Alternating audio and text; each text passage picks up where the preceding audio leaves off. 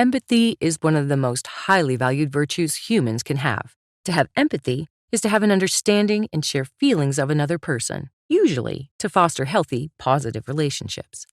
There are other upsides to empathy. Displaying empathy to an individual allows you to know how to respond in different social situations, especially when needing to show compassion for someone who is feeling down. Being empathetic also promotes helping behavior from others. If you help others out, they're more likely to help you out in the future. Although this can be used manipulatively, which we will discuss later, when done with good intentions, that empathy can be a real lifesaver. Another way empathy is beneficial is that when people habitually practice empathetic behaviors, they learn to regulate their emotions better. Some people have been gifted with a strong empathetic trait within them that comes naturally and with ease, benefiting from all its humble rewards. These people are called empaths. Did you know that there are many different types of empaths? If you'd like to hear about all the different empaths in the world, then stick around, because today's video is the 9 types of empaths. Be sure to stick around until the end, because the last type of empath is one we at Psychology Element felt was really unique. All right, let's get started. Number 1, emotional empath. Before we get further into the list, let's describe the most common type of empath and the kind that the average person would think of when they hear the word empath. The emotional empath. These people are naturally compassionate, aware of other people's moods, and often sensitive themselves. Because they are so in tune to other people's feelings, they can accidentally absorb their mental states, which may make them appear a little up and down in their moods. When they're around positive, uplifting people, they tend to be in a good mood. If they spend their day comforting a friend who is depressed, they might use up all their energy cheering them up and instead absorb their negativity afterwards. These emotional empaths might be more susceptible to compassion fatigue. This is also known as a secondary stress reaction, a type of stress that sometimes results from helping or wanting to help another individual who is either traumatized or experiencing emotional turmoil. Compassion fatigue can actually lead to emotional and physical exhaustion, diminishing the ability to empathize and leaving the empath feeling burnt out. If you're an emotional empath and you experience this, check out our video on how to set boundaries to avoid it. You can show empathy while still taking care of yourself. Number 2, intuitive empaths. An intuitive empath is someone who has very high levels of intuitive empathy, which allows them to sense people's energy and emotions without them even speaking. Their intuition can make it appear as if they're telepathic, guessing what's troubling them based on the way that they're slouched over their desk. Intuitive empaths likely have high levels of affective or emotional empathy and cognitive empathy. They don't have telepathic powers. Rather, they're very wise and logical and will take the time to rationally break down the situation their friend or partner is in to guess what is wrong with them, to know exactly how to comfort them. Unlike emotional empaths, who mainly let their emotions guide them, the intuitive empath lets their hearts and their brains lead the way. Number 3, plant empaths. That's right, there's a type of empaths for plants too.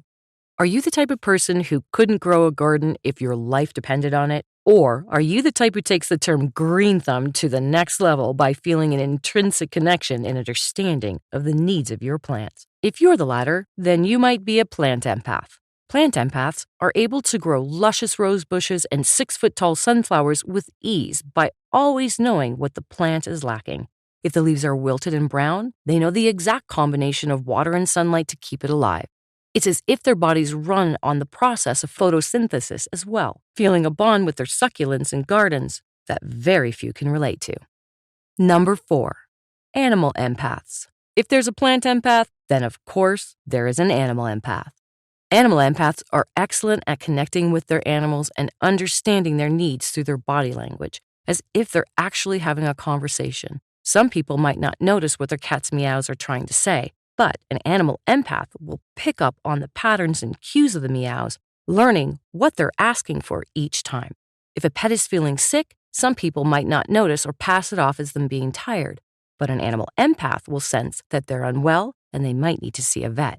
If you feel especially in tune with your cats and dogs, then you might just be an animal empath. Do you like what you're hearing?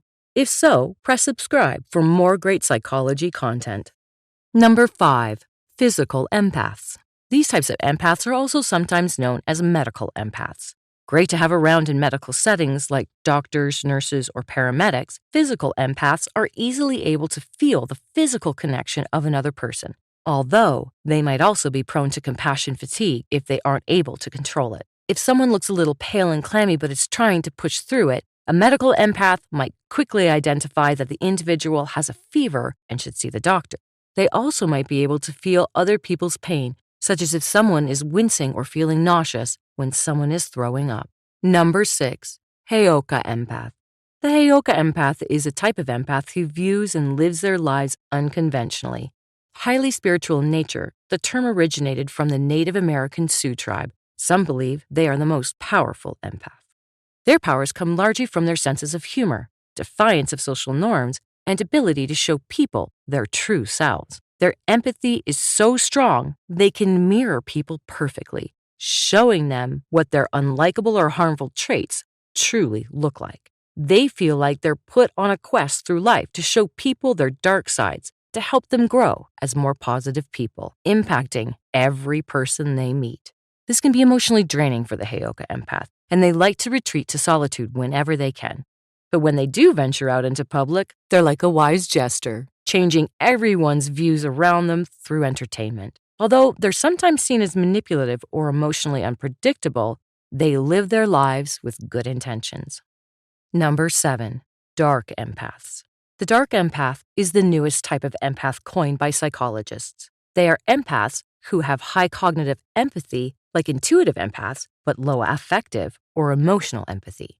A good way to think of dark empaths is to put them on a spectrum. If the middle would be normal levels of empathy, and on the right would have the dark triad of personality traits. People who score high on the dark triad are known to have little to no empathy. This would put dark empaths in between normal and dark triad. They are people who have empathy but choose to use it manipulatively when they want to meet a goal, but they aren't as harmful as the dark triad. Still, dark empaths can be sneaky people, acting like they're the kind-hearted emotional empaths, when in reality, they're usually only serving their own needs. Very skilled in mirroring people, they use it to attract people in and say what they need to say to further their goal, even if they don't mean it. They're natural heartbreakers who can have everyone wrapped around their fingers just to drop them when they're no longer needed. Number 8. Super empaths. Super empaths, the narcissist's worst nightmare and the most powerful empath of all. Super empaths harbor traits of every other type of empath, using their intuition, affective empathy, and physical empathy to guide their way through social interactions and ensuring everyone is happy and comfortable. They're even known to be great with animals and plants. What makes super empaths even more powerful is that they have a core sense of identity which allows them to set boundaries better than other empaths, reducing the likelihood of experiencing an emotional burnout. The super empath will even harbor traits of dark empaths when they need to, like if a narcissist is treating them wrong. They're strong-willed individuals who have a moral sense of what is good and bad, and they don't let social pressures push them off track. If you want to learn more about if you're a super empath, the most powerful empath, and narcissist's worst nightmare, check out our video on the topic linked below. Number 9. Dream empaths. Dream empaths are unique types of empaths who claim that they gain understanding and intuitive information through their dreams about other people. These type of empaths are usually skilled at lucid dreaming and gain much of their inspiration in their real life through their journeys in their dreams. They're naturally gifted at interpreting theirs and other people's dreams correctly. If your friends keep coming up to you and ask you to decode their dreams, you might be a dream empath.